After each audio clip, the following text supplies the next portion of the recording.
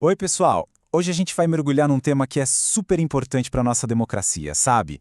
Vamos falar sobre o papel das mulheres no controle do dinheiro público aqui no Brasil. Um papel vital, mas que muitas vezes acontece num campo de jogo bem desigual.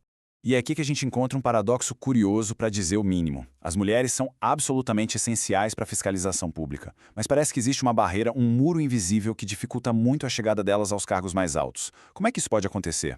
Bom, para a gente entender essa questão a fundo, vale a pena lembrar o que o controle externo faz. É o trabalho dos tribunais de contas, né? Eles fiscalizam como o nosso dinheiro, o dinheiro público, é usado.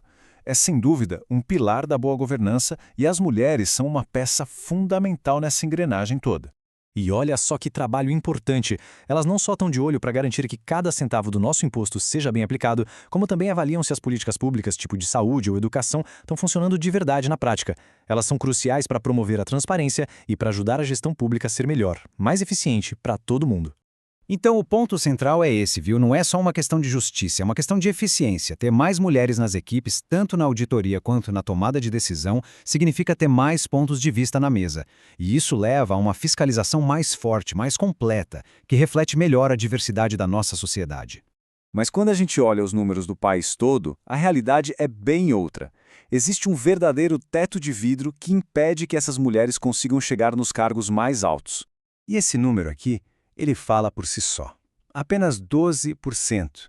Essa é a porcentagem de mulheres nos cargos de liderança máxima, como conselheiras e ministras, nos tribunais de contas do Brasil. É uma disparidade que salta aos olhos. A situação fica ainda mais nítida nesse gráfico. Para cada mulher numa posição de liderança titular, a gente tem quase 8 homens. E pasmem, em mais da metade dos tribunais de contas do país, não há uma única conselheira titular. Nenhuma. E o mais revelador é que o problema não é a falta de mulheres qualificadas na base. Elas são uma parte super significativa dos quadros técnicos, quase metade em alguns lugares. O gargalo, o verdadeiro funil, está na hora de subir na carreira. Elas entram, mostram competência de sobra, mas simplesmente não chegam ao topo, na mesma proporção. Pois é, diante de um cenário desses, a pergunta que não quer calar é: essa desigualdade é uma regra sem exceção? É assim e pronto? Ou será que existem lugares conseguindo fazer diferente? E a resposta é sim, existem. E para conhecer essa história, a gente vai agora dar um pulo no Piauí, um estado que virou um exemplo poderoso, um contraponto a essa tendência nacional, mostrando para a gente que outro caminho é totalmente possível. Se liga nesse número, 57%. No Tribunal de Contas do Piauí, as mulheres são maioria no colegiado, que é o órgão máximo de decisão. Um contraste absurdo com aqueles 12% da média nacional, né?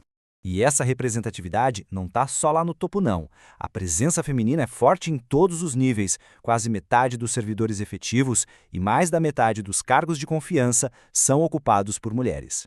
O que o caso do Piauí ensina pra gente é esse conceito aqui: equidade institucionalizada. Ou seja, a mudança é sistêmica, faz parte da cultura da organização. Não é algo simbólico ou uma coincidência. É o resultado de um processo, de uma construção consistente.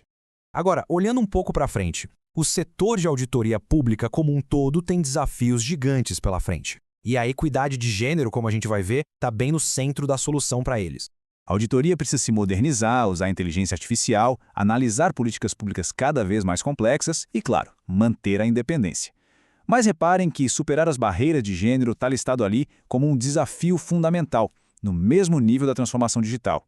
E por quê? Simples, porque equipes diversas são mais criativas, mais inovadoras e muito mais capazes de resolver problemas complexos.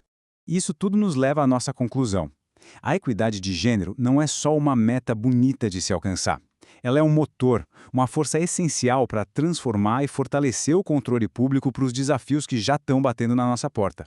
E essa frase resume tudo de forma perfeita. É possível e o Piauí está aí para provar. É necessária para a gente ter uma governança mais completa e justa.